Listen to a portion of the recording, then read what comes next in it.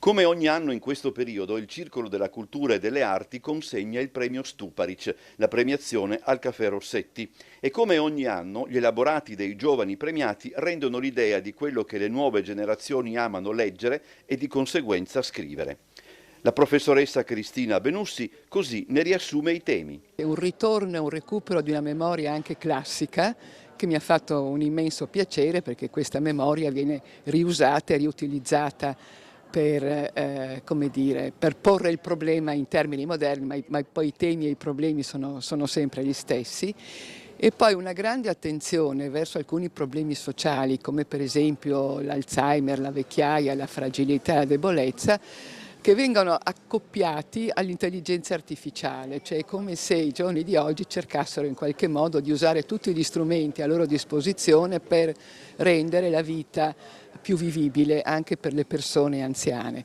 E poi c'è sempre questo tema del viaggio, che però non è la cartolina di viaggio, il ricordo di qualcosa fatto, ma è la ricostruzione abbastanza filologica delle civiltà che scompaiono.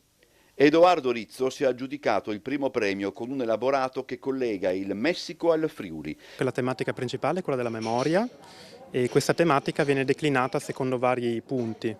E il primo punto è sicuramente quello del mais, attraverso il quale si riesce a creare un paragone tra il Friuli e il Messico. Un secondo punto attraverso il quale si delinea questa tematica della memoria è quello della perdita delle civiltà originarie. Un terzo elemento in qualche modo che mette anche in comunione queste due regioni e declina ancora ulteriormente il tema della memoria è quello delle lingue che si perdono. Quindi in Messico appunto tutte quelle lingue che non sono il castigliano, le lingue originarie appunto, e in Friuli la lingua friulana e i vari dialetti sloveni e germanici. L'intelligenza artificiale in un mondo distopico è al centro del racconto di Achille Bozzer, secondo classificato. E parla di un uomo, Peter, un uomo normale che lavora in una fabbrica per androidi assistenti poi in casa di riposo.